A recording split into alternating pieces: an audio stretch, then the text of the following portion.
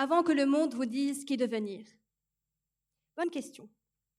Moi, j'étais une petite fille, rêveuse et ambitieuse. Je voulais tout devenir. Vétérinaire, astronaute, artiste, parfois tout en même temps. Franchement, dans ma tête, j'avais déjà 3 carrières à 12 ans et pourquoi pas présidente à 13 ans. J'espère que vous aviez ce genre de rêve, vous, quand vous étiez enfant. Je me souviens m'être déjà dit, un jour, je veux ouvrir une grande maison et collecter tous les chiens errants du monde pour en prendre soin. Ou même, bien plus simple, un jour, je veux monter sur scène devant un public. Attention, certains rêves peuvent bien devenir réalité. Je rêvais beaucoup de ma vie d'adulte, parce qu'à cet âge-là, on est tous impatients de grandir le plus vite possible. Je ne sais pas ce qu'on trouvait chez les adultes, franchement, mais c'est comme ça. Très vite, à l'école, on a commencé à nous parler de réussir sa vie. C'est quoi réussir? Avez-vous un jour pu avoir une vraie réponse à cette question? Moi pas. Je passais mon temps à me demander comment est-ce que je pourrais faire mieux que ça. Je pensais que j'étais parfaite, que j'avais déjà réussi ma vie. Mais non. Il nous expliquait que pour réussir, il fallait avoir de bonnes notes et décrocher un bon emploi. Moi, je voulais faire autrement. En cours, je passais mon temps à écrire et gribouiller sur mon carnet. Pour les profs, j'étais une élève avec du potentiel qui ne le développait pas assez. Et ils s'attendaient à une meilleure implication de ma part et me répétaient qu'avec un peu d'effort, je ferais une merveilleuse ingénieure. Mais je ne veux pas devenir ingénieure, moi. Je n'étais pas d'accord. Je veux devenir écrivaine. D'ailleurs, en préparant le talk pour aujourd'hui, je suis retombée sur mes anciens carnets. Et voici un paragraphe que j'ai écrit à l'époque. Pose-toi cette question. Tu veux faire quoi de ta vie? Tu n'as que 16 ans, ta vie maintenant n'est pas ta vie, mais seulement une partie que tu n'as même pas choisie. C'est vrai. À l'époque, je regardais mes professeurs et mes parents prendre des décisions à ma place. Quelle formation devrais-je suivre? Quelles activités devrais-je arrêter? Avec qui devais-je parler? Et quand j'essayais de protester, ça devenait un conflit. Ils me disaient de les écouter, que je n'étais pas réaliste et que je finirais par me perdre. Mais la vérité, c'est que je m'étais déjà perdue. J'étais comme dans un défi de tir à la corde entre la moi que j'étais et celle qu'on voulait que je sois.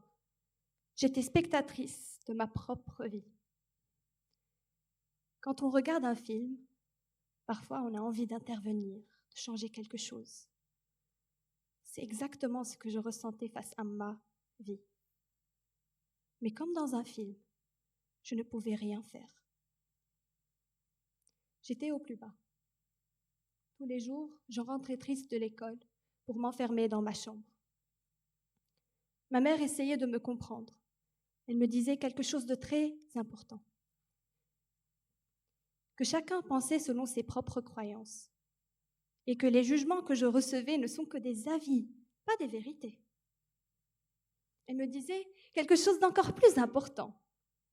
Je n'avais pas à accepter les jugements, pas même les siens.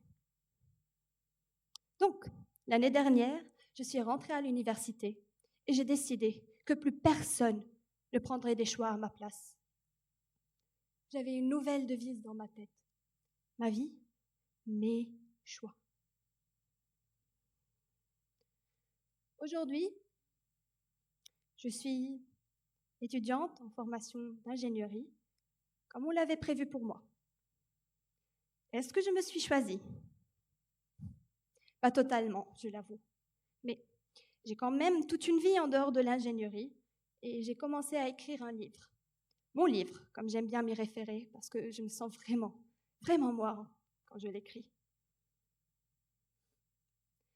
Donc, ce que j'essaie de vous montrer ce soir, c'est que dans la vie, notre chemin n'est pas une ligne droite.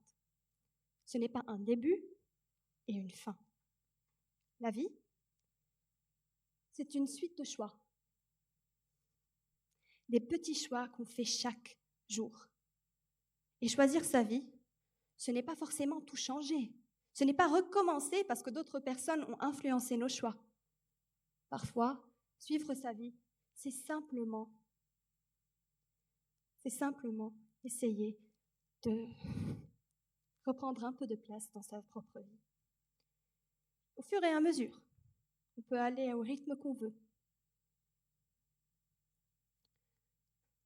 Donc, la bonne nouvelle, c'est que je suis toujours sur le chemin. On l'est tous. On avance, on hésite, on se perd, mais peu importe la situation, on se retrouve toujours devant le même choix.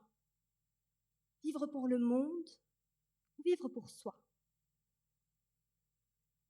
Pour conclure, promis, j'ai fini. Pour conclure, ce soir, je ne vous demande pas de tout quitter, mais simplement de recommencer à vous choisir, même avec un petit changement. Et je vais vous laisser maintenant avec une dernière question.